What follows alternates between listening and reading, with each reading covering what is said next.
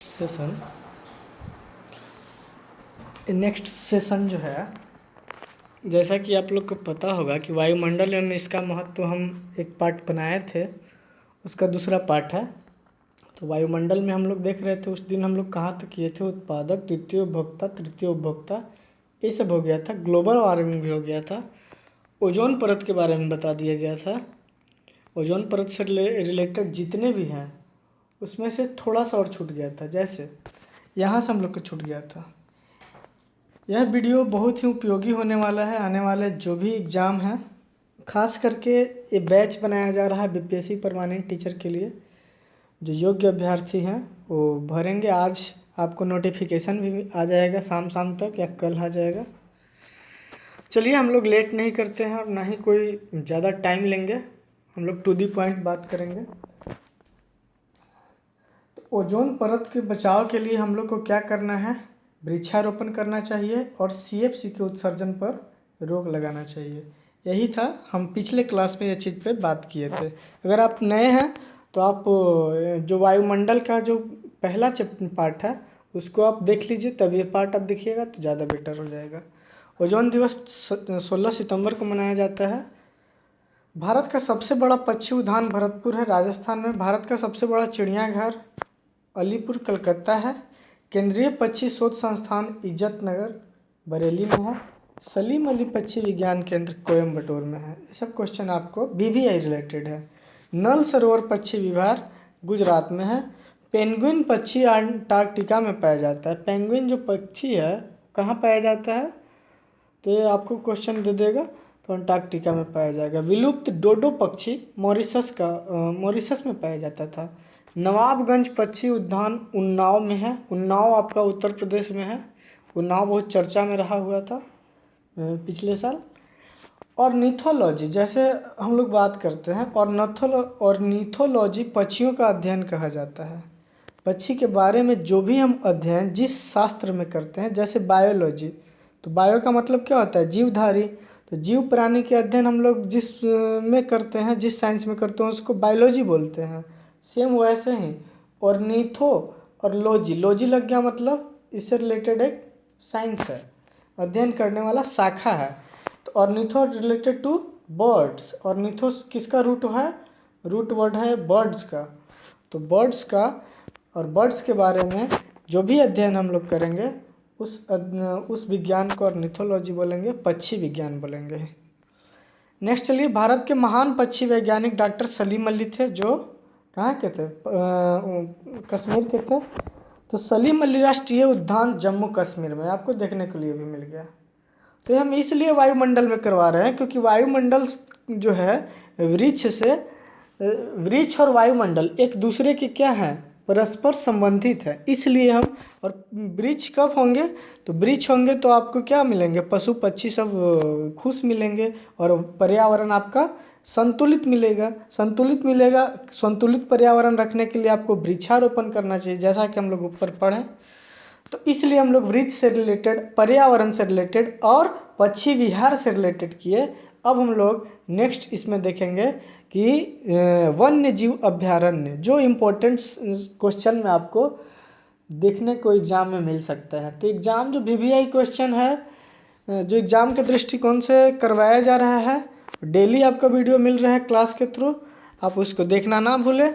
और बहुत ही जल्द एग्ज़ाम होने वाला है अगस्त में, तो आप अगस्त में बहुत कम टाइम बचा है, तो सारा के सारा सिलेबस हम लोग को भी करना है।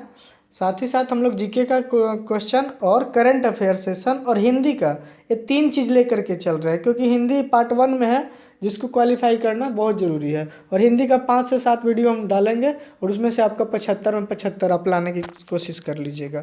और इंग्लिश का साइनोनिम्स, एंटोनिम्स और कुछ इडियम्स फ्रेज जो है वो आपको 25 में से 5 से 8 क्वेश्चन आपको उसमें से देखने को मिलेंगे, तो आप वहाँ से भी कर लीजिएगा। हम आपको साइनोनिम का पीडीएफ, एंटोनिम का PDF, OWS one word substitution जिसको बोलते हैं अनेक शब्दों के बदले एक शब्द, वो सब आपको दे देंगे। बशर्ते आपको क्या करना है, आपके पेड बैच में जुड़ जाना है। पेड बैच में आपको हर तरीक़ा से वीडियो मिल रहा है सिलेबस वाइज, और उसका क्लास नोट्स मिल जा रहा है जो क्लास में पढ़ाया जा रहा है। साथ ही साथ 8 से 9 बजे उसका क्विज करवाया जाता है, जो पढ़ाया जाता है या जो वीवीआई क्वेश्चन एग्जाम के दृष्टिकोण से रहते हैं। तो चलिए, सबसे हम लोग कहाँ आए थे कि डॉक्टर सलीम अली कहाँ के रहने वाले थे, जम्मू कश्मीर के। तो इन्हीं के नाम पर सलीम अली राष्ट्रीय उद्यान जम्मू कश्मीर में बनाया गया है। विश्व का सबसे बड़ा पक्षी शुतुरमुर्ग होता है। सबसे छोटा पक्षी हमिंग बर्ड होता है। सबसे बड़ा और सबसे छोटा देख लीजिएगा। सबसे लंबी उड़ान भरने वाली पक्षी इंडियन बस्टर्ड है, जो संकटग्रस्त है, मतलब ये इंडेंजर्ड है, मतलब ये विलुप्त होने के कगार पे है। चलिए हम लोग नेक्स्ट चलते हैं। तो वायुमंडल से ही संबंधित है, इसको हम लोग लास्ट में करेंगे। जब हम लोग वायुमंडल जब पढ़ लेंगे, वायुमंडल हम लोग पढ़ लिए, अब हम लोग वन्य जीव अभ्यारण्य कर रहे हैं। तो इससे रिलेटेड आप देख लीजिए,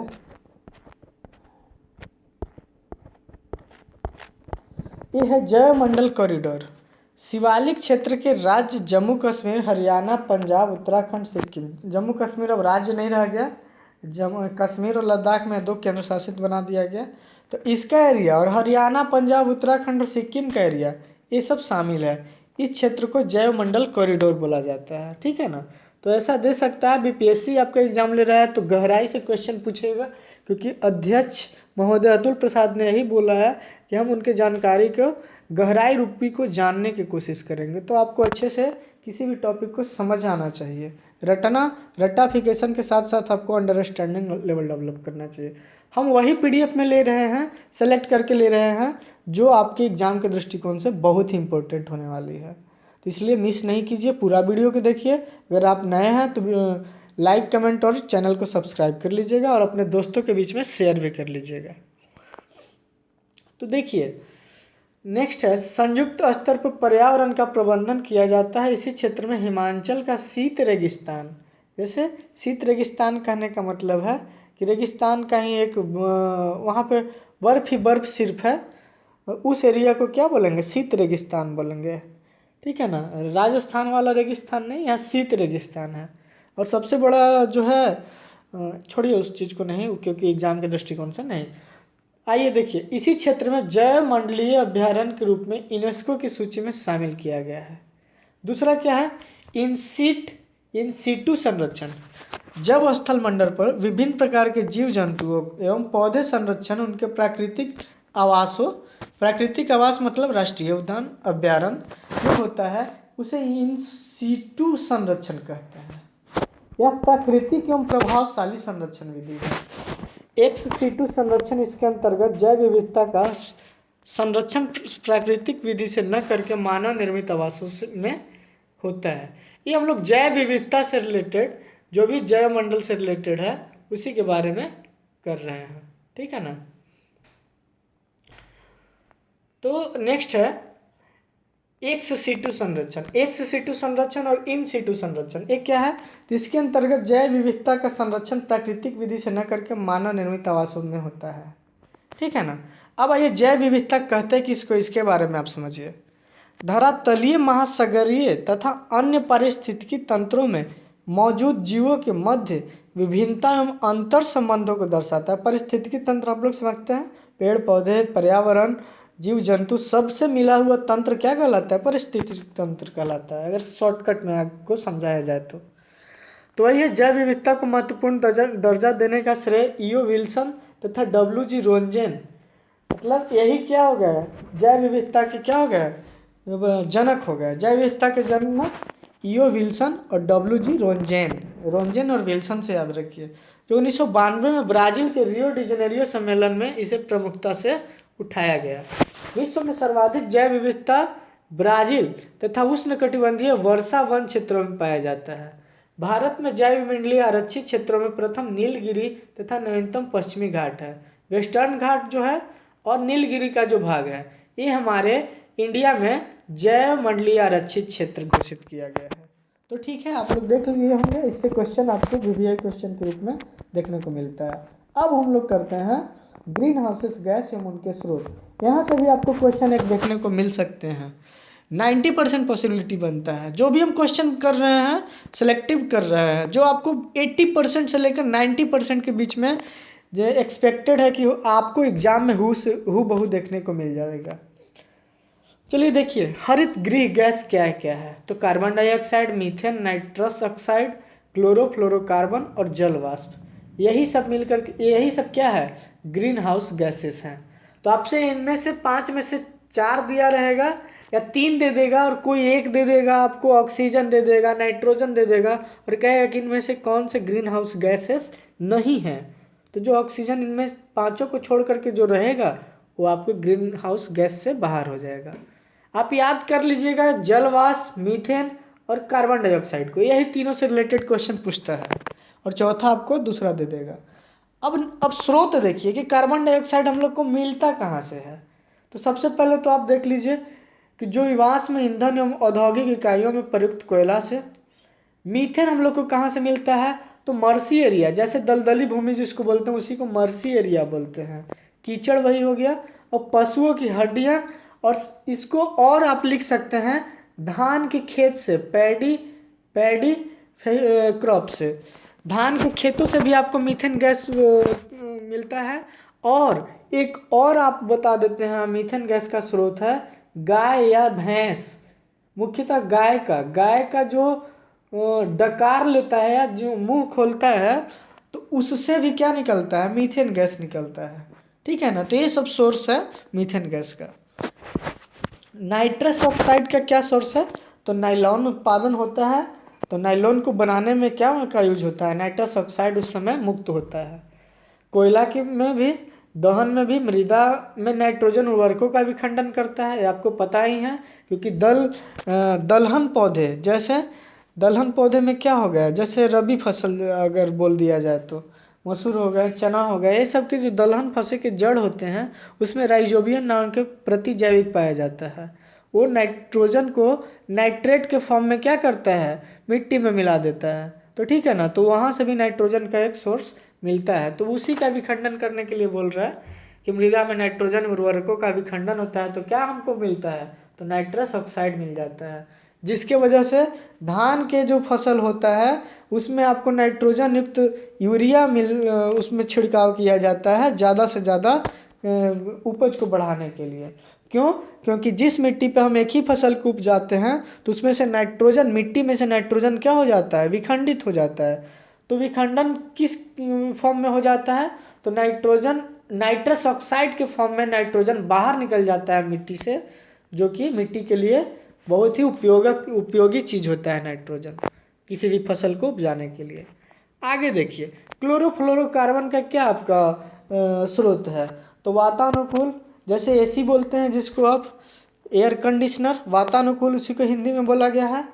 रेफ्रिजरेटर के आप मुंह खोलिएगा तो उसमें से आप देखिएगा कि आ रहा है, एक लेयर आ रहा है बना हुआ, पैक के फॉर्म में, हवा के जैसा, तो वहाँ से भी क्लोरोफ्लोरोकार्बन CFC भी निकलता है। और इत्र में भी निकलता है, हम फोम उद्योग में, फोम उद्योग, इत्र उद्योग, रेफ्रिजरेटर जिसको फ्रिज बोलते हैं, वातानुकूल जिसको AC बोलते हैं, ये सब से हमारा क्लोरोफ्लोरोकार्बन निकलता है, जो हमारे ओजोन लेयर को डिप्लीट कर रहा है।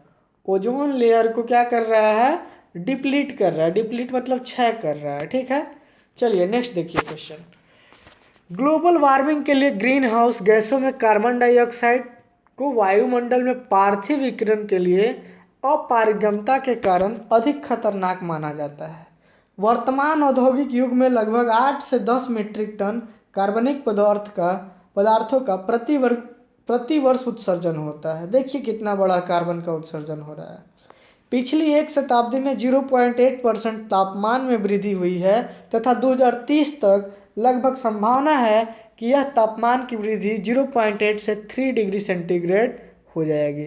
3 डिग्री सेंटीग्रेड का मतलब समझ रहे हैं, आपका नॉर्मल टेम्परेचर शरीर का क्या है, 96.9, यस 96 पॉइंट, हम यही करते हैं कि नहीं सॉरी रुक जाइए, डिग्री सेंटीग्रेड में 36.9 है, जिसको आप बोल सकते हैं कि 37 डिग्री सेंटीग्रेड, जो नॉर्मल मनुष्य का टेम्परेचर होता है। और 37 से थोड़ा सा अगर बढ़ जाता है तो देखिए कि वो कितना फीवर का हो जाता है, फीवर का रूप धर लेता है, जानलेवा हो जाता है। तो डिग्री सेंटीग्रेड में तापमान का बढ़ना हाई लेवल होता है, यही केल्विन में बढ़ता ना 3 पॉइंट तो उतना नॉर्मल हो जाता, लेकिन यहाँ डिग्री सेंटीग्रेड में बढ़ना टेम्परेचर का बहुत बड़ा वृद्धि माना जाता है, क्योंकि टेम्परेचर का 3 इकाई हैं, फ़ारेनहाइट, डिग्री सेंटीग्रेड और केल्विन, ठीक है ना। तो आपको फ़ारेनहाइट, डिग्री सेंटीग्रेड और केल्विन में आपको रिलेशन आपको पता होना चाहिए। 0 डिग्री सेंटीग्रेड बराबर है 32 फ़ारेनहाइट, 32 डिग्री फ़ारेनहाइट और 273 केल्विन के। आप बता सकते हैं कि इसमें से सबसे बड़ा कौन हो जाएगा।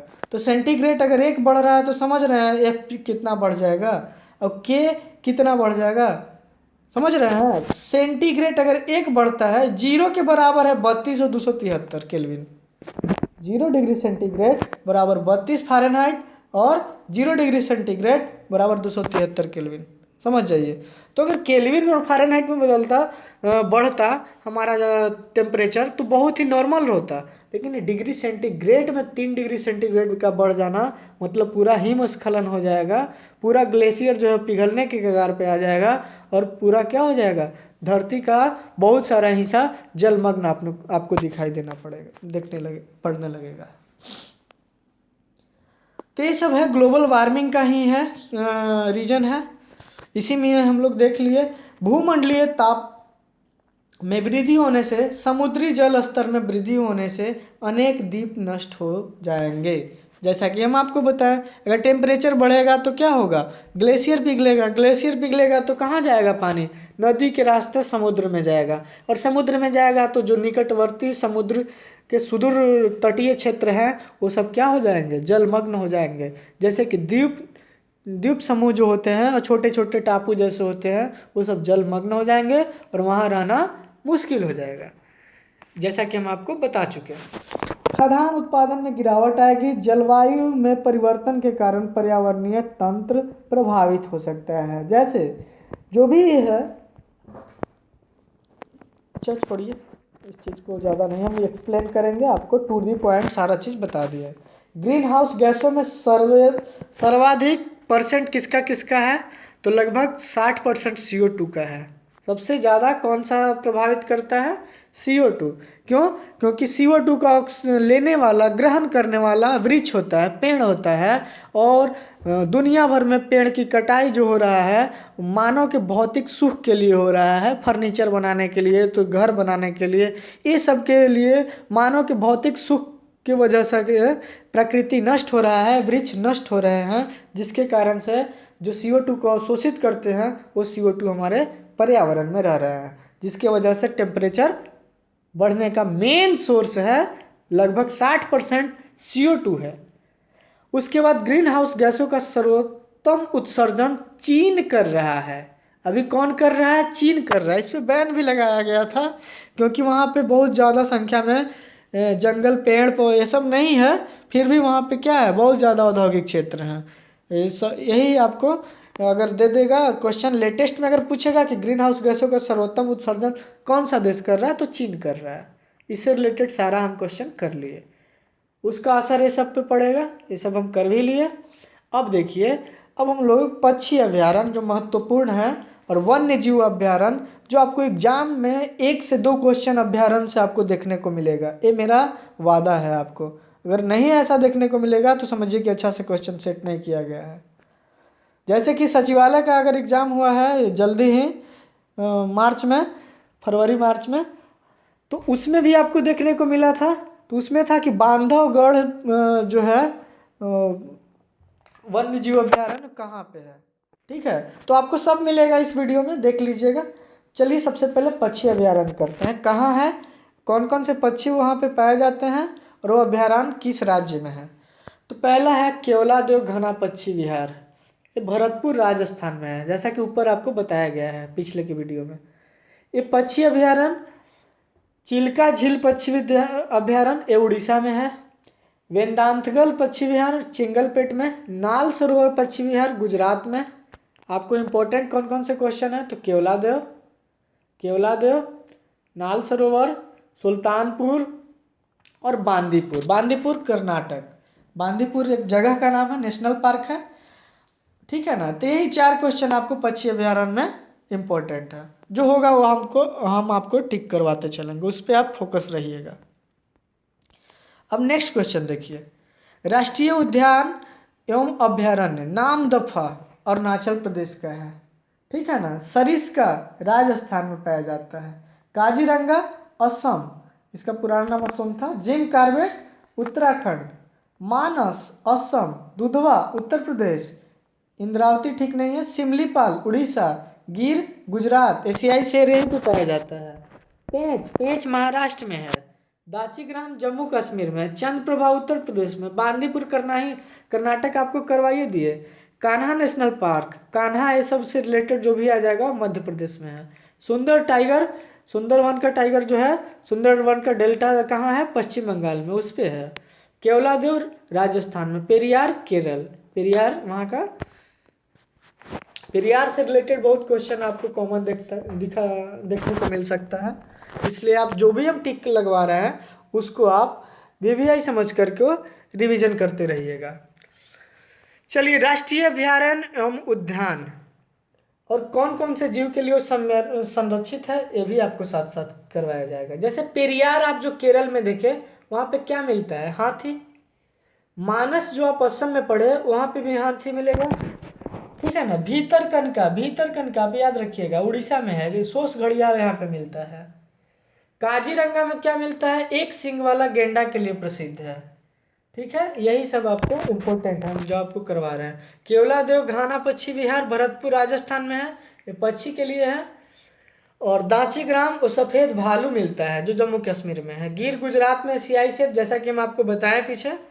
और नंदन कानन उड़ीसा में है, यहाँ पे सफ़ेद बाघ मिलते हैं। सफ़ेद बाघ बहुत कम में आपको बिहार में, सॉरी भारत में देखने को मिलेंगे। बट जो बिहार का संजय गांधी जैविक उद्यान पटना का जो जू है वहाँ भी ये जो 2 से 3 शायद शावक का जन्म हुआ है जो उजले हैं, तो ये बहुत बड़ा बिहार में उपलब्धि है राष्ट्रीय उद्यान में। अब देखिए कुछ और आपको इम्पोर्टेंट है उसको करवा देते हैं, जिसमें वही रिपीट हो रहा है, क्वेश्चन रिपीट हो रहा है, आप नहीं इससे कतराइएगा, आपको जो भी इसमें से कुछ ना कुछ एक्स्ट्रा चीज़ें मिलेगा, इसलिए हम सेलेक्ट किए हैं। काजीरंगा कहाँ पे है, असम में, जोरहट में, असम के जोरहट प्रांत में। यहाँ पे क्या क्या मिलता है, जंगली सुअर के लिए प्रसिद्ध है। चीता भी मानस में यहाँ कहाँ है, बारपेट असम में ही है एक जगह वहीं पे।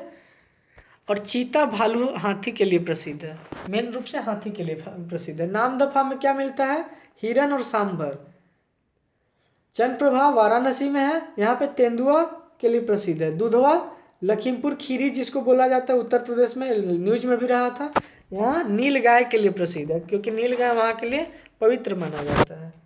जिम कॉर्बेट राष्ट्रीय उद्यान नैनीताल में है, यहाँ पे आपको हिरन और हाथी मुख्य रूप से पाए जाते हैं। सिमलीपाल मयूरभंज जिला उड़ीसा में है।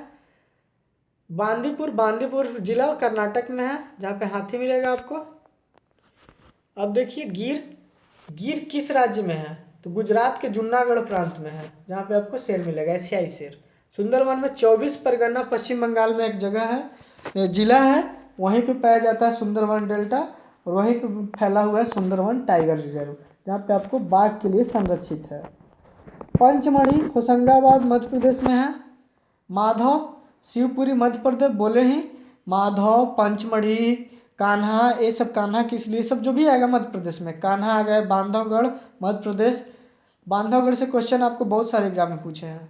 इंद्रावती बस्तर छत्तीसगढ़ में है। पेंच नागपुर महाराष्ट्र में है। सरिस्का अलवर राजस्थान में। केवलादेव भरतपुर राजस्थान में है। रोहिल्ला कहाँ है, हिमाचल प्रदेश में, जो कस्तूरी हिरण के लिए प्रसिद्ध है। भारत के प्रमुख वन्य जीव अभयारण्य राष्ट्रीय उद्यान। भारत का प्रथम राष्ट्रीय उद्यान जिम कॉर्बेट राष्ट्रीय पार्क उत्तराखंड में है। इसका पुराना नाम हेली नेशनल पार्क था जिसकी स्थापना 1935 में की गई थी। ये इंपॉर्टेंट जो भी है टॉपिक को हम सेलेक्ट करके लिए हैं।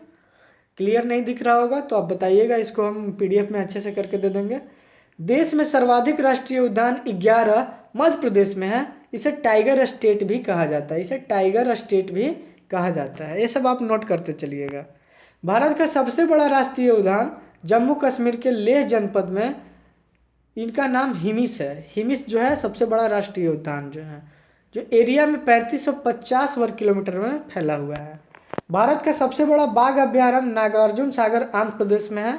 इसका क्षेत्रफल 3568 वर्ग किलोमीटर है।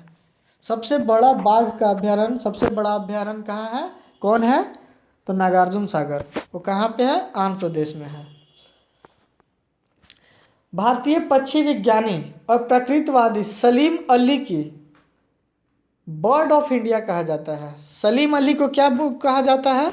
बर्ड ऑफ इंडिया कहा जाता है। नहीं दिख रहा है तो हम आपको रिपीट कर दे रहे हैं क्वेश्चन बोल करके, इसलिए आप लिख लीजिएगा। सलीम अली को क्या कहा जाता है? बर्ड ऑफ इंडिया कहा जाता है। जम्मू कश्मीर के श्रीनगर के संबंधित थे। और सलीम अली राष्ट्रीय पक्षी उद्यान जम्मू कश्मीर में ही स्थित है, जैसा कि आपको करवा दिया है। जिम कॉर्बेट पार्क में रामगंगा नदी बहती है। एक क्वेश्चन पूछता है कि जिम कॉर्बेट के बीचों बीच एक नदी बहती है, उसका नाम क्या है? तो रामगंगा नदी है, जो बीचों बीच वहाँ से गुजरती है। देश के सर्वाधिक 94 वन्य जीव अभ्यारण्य अंडमान निकोबार द्वीप समूह में है। समझिए कितना बड़ा वो क्षेत्र कवर किया हुआ है। दाची ग्राम सेंचुरी में कश्मीरी मृग, जिसको क्या बोला जाता है? कस्तूरी मृग भी बोला जाता है, यहाँ स्टैग पाया जाता है। लाली वन्य जीव अभ्यारण्य अरुणाचल प्रदेश में है, जो ब्रह्मपुत्र नदी के दाएं किनारे पर स्थित है। यहाँ एक नृत्य प्रसिद्ध है जो जनजातियों द्वारा किया जाता है। ठीक है ना। अब ये सब आपको कुछ जीव अभ्यारण्य हैं और राज्य हैं जो कहाँ कहाँ पाए जाते हैं। इसमें से गिर आपको करवाइए थी, दुधवा जो भी है टिक किया हुआ है। और बिहार का इसमें सबसे पहले एक है कैमूर वन्य जीव अभ्यारण्य, तो इसको आप देख लीजिएगा कहाँ है? बिहार में ही है। कौन कौन से जीव रहते हैं? तो बाघ, नीलगाय, घड़ियाल, सांभर और तेंदुआ। बाकी सब करवा दिए हैं। अब देखिए सोमेश्वर अभ्यारण्य कर्नाटक में है, काजीरंगा असम में, घाना राजस्थान में, रणथंभौर राजस्थान में, ठीक है ना, पेंच महाराष्ट्र में, चिल्का अभ्यारण्य उड़ीसा में, घाना पक्षी विहार राजस्थान, रणथंभौर राजस्थान, ये सब करवा दिए। सिमलीपाल उड़ीसा, पेरियार केरल, कान्हा मध्य प्रदेश। सारा चीज़ करवा ही दिया गया है, उसी को रिपीट किया गया है। नीचे का क्वेश्चन हम लोग जो इम्पोर्टेंट है उसको देख लेंगे। भीतरकनिका नेशनल पार्क उड़ीसा में है, ये आपको पीडीएफ में करवाए हैं ऊपर ही। यहाँ मैंग्रोव वन का कई प्रजातियाँ पाई जाती है। यहाँ कछुए की 4 प्रजातियाँ, जैसे ओलिव, रिडले कछुए, ग्रीन सी कछुए और हॉक्सविल कछुए। कछुए के 4 प्रजातियाँ, चारों यहाँ पे पाए जाते हैं भीतरकनिका में। यहाँ विश्व का सबसे बड़ा ओलिव रिडले कछुआ का प्रजनन स्थल है। ओलिव रिडले क्या है? विश्व का सबसे बड़ा एक कछुआ माना जाता है। राजस्थान के भरतपुर जिले में स्थित केवलादेव घना नेशनल पार्क को पक्षियों का स्वर्ग कहा जाता है। यहाँ साइबेरिया सारस प्रजनन हेतु प्रवास करते हैं, जो बाहर से आते हैं और प्रजनन करके चले जाते हैं। यहाँ से 2 नदियाँ बाणगंगा एवं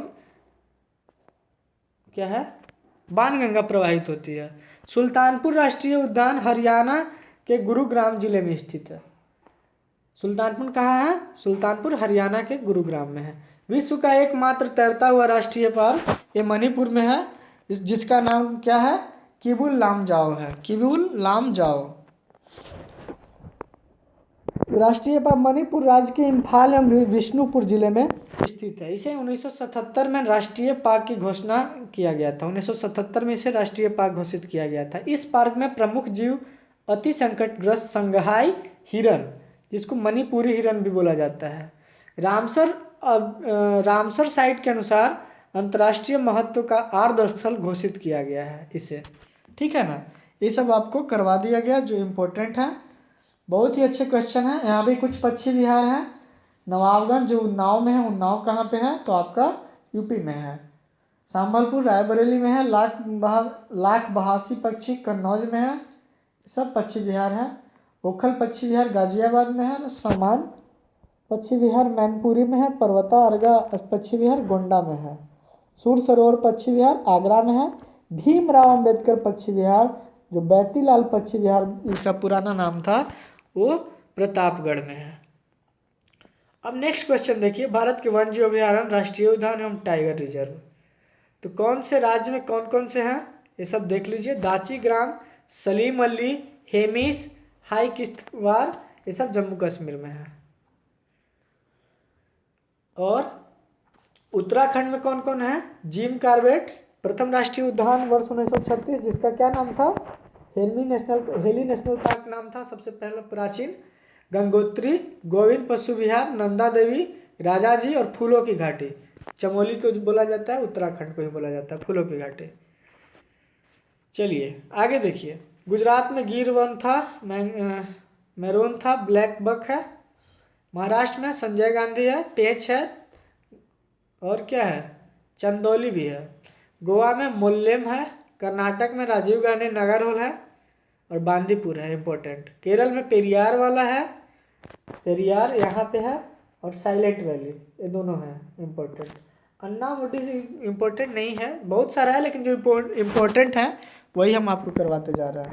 तेलंगाना में क्या है, तो ऐसा कुछ नहीं जो एग्जाम में आने लायक है।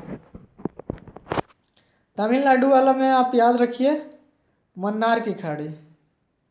आंध्र प्रदेश वाला में क्या रखिएगा आप याद, राजीव गांधी जिसको रामेश्वरम पेपोगोड़ा। छत्तीसगढ़ में इंद्रावती और घासीदास। उड़ीसा में भीतरकनिका और सिमलीपाल। पश्चिम बंगाल के लिए आप सुंदरवन का और सिंगलीला, ये दो गो याद रखिए। पश्चिम बंगाल वाला इम्पोर्टेंट है, और कुछ नहीं है इधर ज़्यादा, ये सब तो करवा दिया गया। एग्जाम पॉइंट सब देख लीजिए, कुछ इम्पोर्टेंट है। भारत में सर्वाधिक मैंग्रोव वन क्षेत्र सुंदरवन क्षेत्र सुंदरवन में है, जो पश्चिम बंगाल में पाया जाता है। ये सुनामी के रूप में प्रसिद्ध है, सुनामी योद्धा के रूप में प्रसिद्ध है सुंदरवन। विश्व का पहला राष्ट्रीय उद्यान येलोस्टोन अमेजन बेसिन का है, जबकि भारत का पहला राष्ट्रीय उद्यान Jim Corbett national park Uttarakhand में है। विश्व का पहला राष्ट्रीय उद्यान येलोस्टोन अमेजन में है। चिपको आंदोलन वृक्षों को बचाने हेतु उत्तराखंड में सुंदरलाल बहुगुणा द्वारा चलाया गया था। अस्थायी परिस्थिति तंत्र का सबसे बड़ा उदाहरण है महासागर। अस्थायी परिस्थितिकी तंत्र का सबसे बड़ा उदाहरण क्या बोला जाता है, महासागर। ये सीटेट में बहुत बार क्वेश्चन पूछा है, हो सकता है 1 to 8 के लिए जो क्वेश्चन तैयार कराया जाएगा उसमें आपको देखने को मिलेगा। पारिस्थितिकी तंत्र से बहुत ज़्यादा क्वेश्चन आपको 1 to 8 में आपको मिलने वाला है। पारिस्थितिकी तंत्र संतुलन बनाए रखने हेतु मैदानी क्षेत्रों में न्यूनतम 33% तथा पहाड़ी क्षेत्र में इतना वन चाहिए। इससे क्या होता है, संतुलन पारिस्थितिकी बनता है। मैदानी क्षेत्र में 33% और पहाड़ी क्षेत्र में 66.5%। एशियाई शेरों के लिए प्रसिद्ध अभ्यारण्य गिर है, जो गुजरात में है, जिसमें 523 वर्तमान में और बढ़ गए हैं या घट गए हैं, इसका हम जिक्र करंट अफेयर्स में कर देंगे। डोडो मॉर्सस का पक्षी है जो अब विलुप्त है। एक कन्फ्यूजन था इसलिए हम आप इसको घेरवा दिए कि वर्तमान में गुजरात में जो गिर नेशनल पार्क है वहाँ पे शेरों की संख्या कितनी है, यह भी कन्फ्यूजन है, ठीक है ना। विश्व वन जीव कोष, जिसको WWF बोला जाता है, वर्ल्ड वाइल्ड लाइफ फोरम, मुख्यतः ग्लैंड जो है स्विट्जरलैंड में संयुक्त राष्ट्र पर्यावरण कार्य UNEP 1972 में नैरोबी में किया गया था।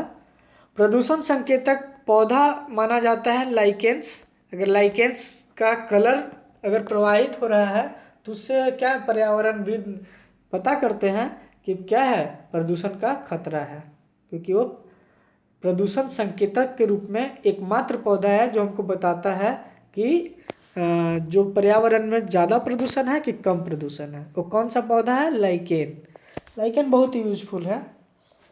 जैव विविधता का भंडार उष्णकटिबंधीय वर्षा वन वाले क्षेत्र हैं। और भारत में कौन है, तो आपको बताए थे नीलगिरी और वेस्टर्न घाट, पश्चिमी घाट। जैव विविधता प्रमुख है। हंगुल मृग हेतु दाची ग्राम राष्ट्रीय उद्यान जो जम्मू कश्मीर में है, यह हिरणों के काबुल लमजाओ जो मणिपुर में है अभ्यारण्य, ये दोनों क्या है, हंगुल मृग के लिए प्रसिद्ध है। कौन कौन, केबुल लमजाओ जो मणिपुर में है और दाची ग्राम है, ये दोनों। पर्यावरण का आतंकी वृक्ष कहा जाता है यूकेलिप्टस। पर्यावरण का आतंकी किसको बोला जाता है, यूकेलिप्टस। क्यों, क्योंकि यूकेलिप्टस का जो जड़ है, क्या जो जड़ है जमीन के बहुत अंदर चला जाता है और वाटर लेवल को, किसको, वाटर लेवल को प्रभावित करता है। इसलिए बोला जाता है कि पर्यावरण का आतंकी वृक्ष यूकेलिप्टस है। जंगली गद्धों हेतु कच्छ का छोटा रन तथा गैंडों हेतु मानस जो असम में है तथा काजीरंगा अभयारण्य प्रसिद्ध है। डाइक्लोफेनेक प्रतिबंधित दवा के सेवन पशु एवं मनुष्य तथा इनके मांस खाने से किडनी एवं जेनेटिक प्रणाली को प्रभावित होने के प्रदूषित जल पीने से होता है, जिसकी वजह से आज गिद्ध क्या है, विलुप्त हो गए हैं।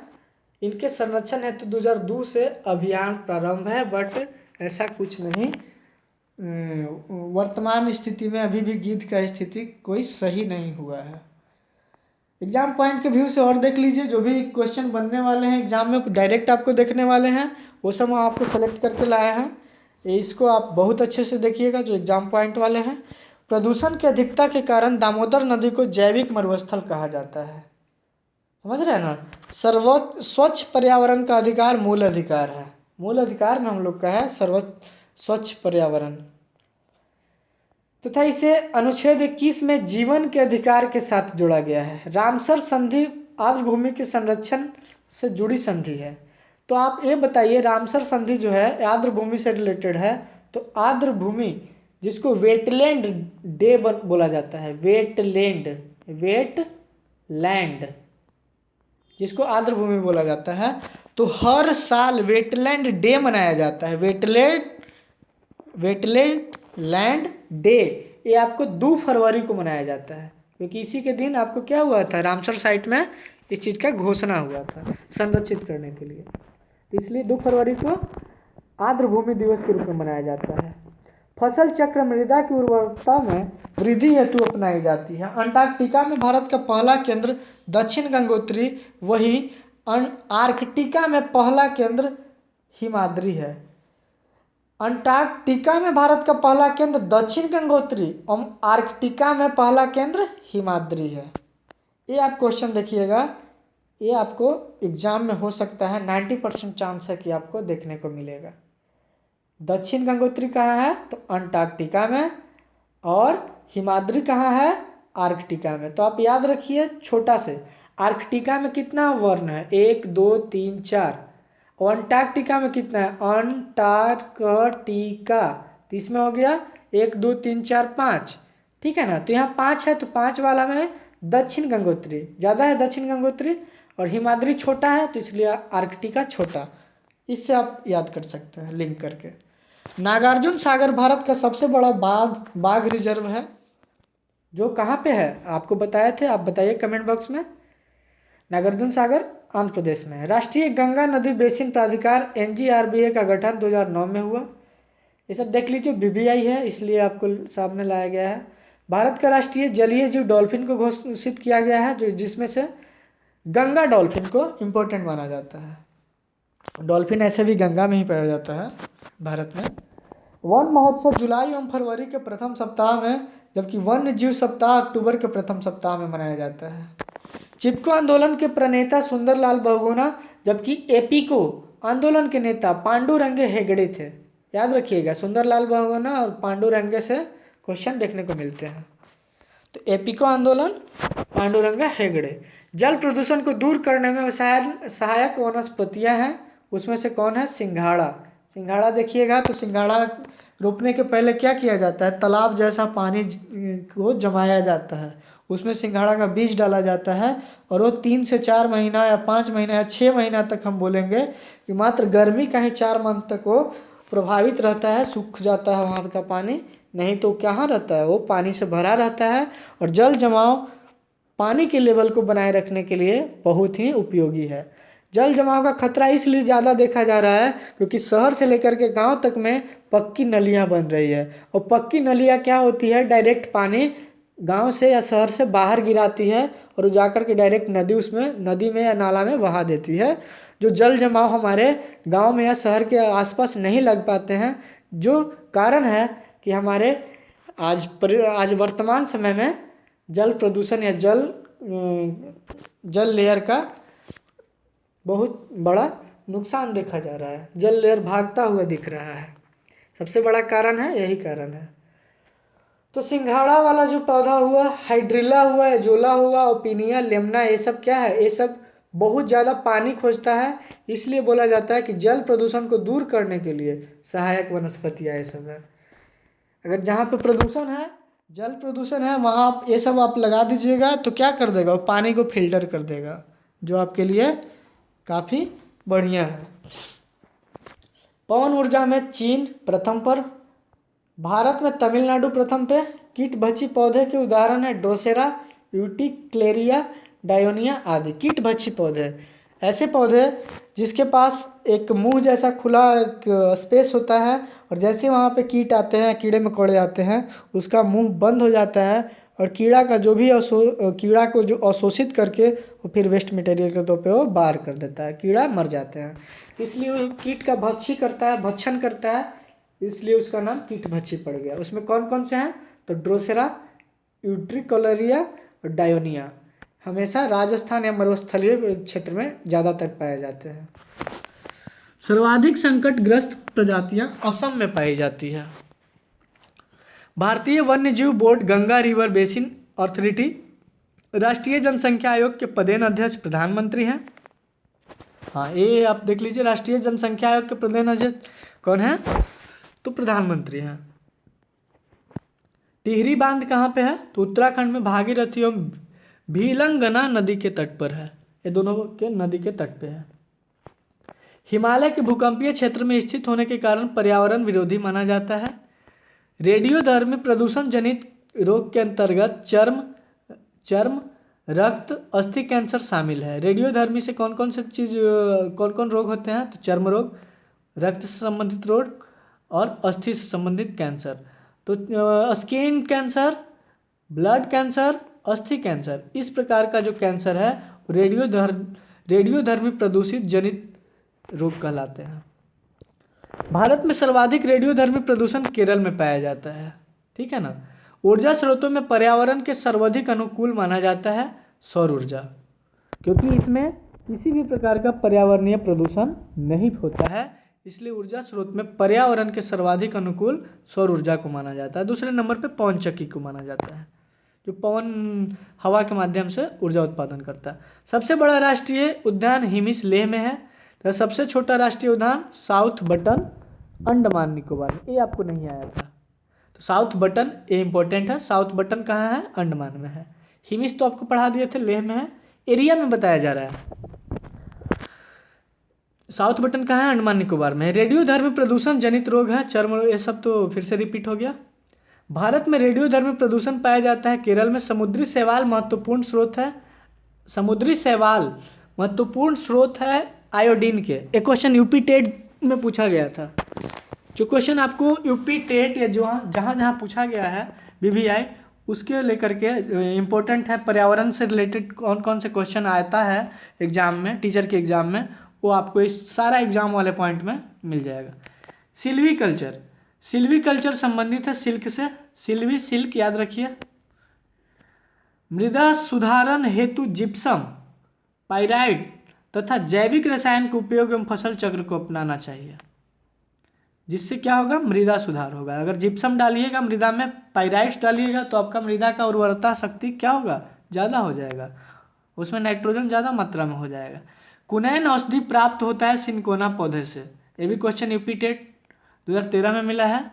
अब देखिए, जो भी एग्जाम में पूछे गए क्वेश्चन है ना, उसको हम समाहित किए हुए हैं इस वीडियो में, इसलिए आपको क्वेश्चन देखिए, ये सब 2013 का क्वेश्चन है। बायोडीजल तैयार किया जाता है जेट्रोफा से। बायोडीजल किससे तैयार किया जाता है, जेट्रोफा से, ये भी क्वेश्चन पूछा गया है। ग्रीन मफलर किससे संबंधित है, ध्वनि प्रदूषण से संबंधित है। प्रदूषण संकेतक पौधा कौन है, लाइकेंस, जो ऊपर आपको पढ़ाए हैं अभी। विश्व वन्यजीव कोप मुख्यतः कहाँ पे है, ग्लैंड, और ग्लैंड कहाँ है, तो स्विट्जरलैंड में है। बायोटेक सिटी किसको बोला जाता है, तो लखनऊ को कहा जाता है बायोटेक सिटी।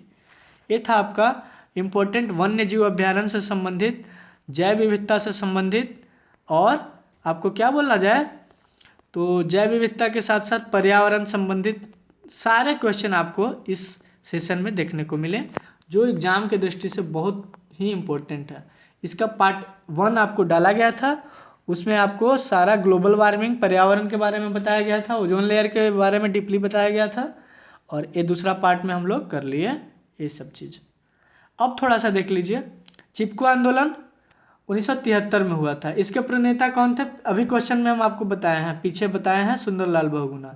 एपिको आंदोलन 1983 में कर्नाटक में चिपको आंदोलन एपिको आंदोलन हुआ था, कर्नाटक का, इसको चिपको आंदोलन बोला जाता है। नर्मदा बचाओ आंदोलन कब हुआ था? 1985 में, जिसमें नर्मदा पर बहुउद्देशीय बांध परियोजना है। यहीं पे सरदार सरोवर यह है नहर है जो गुजरात में पाया जाता है, और यहीं पे सरदार सरोवर के पास ही सबसे बड़ा, विश्व का सबसे बड़ा सरदार वल्लभ भाई पटेल का क्या है, स्मारक बनाया गया है। ठीक है ना। अब देखिए नेक्स्ट क्वेश्चन, और इसमें से कोई नहीं है, बस जो भी था वो हम आपको करवा दिया। 1976 में पहली बार सामाजिक मानकी शब्द का प्रयोग किया गया था, ऐसा कुछ नहीं है, ये सब हम करवा दिए हैं पिछला क्वेश्चन में, पिछले ही क्लास में। कैसा लगा आपको इस सेशन? कितना इम्पोर्टेंट है एग्जाम के दृष्टिकोण से, आप हमको बताइए और कमेंट कीजिए कितना आपके लिए ये उपयोगी है। चलिए, थैंक यू। अगर आप सब्सक्राइब नहीं मेरे चैनल को किए हैं तो आप करना ना भूलें, सब्सक्राइब कर लें और अपने दोस्तों के बीच में शेयर कर लें।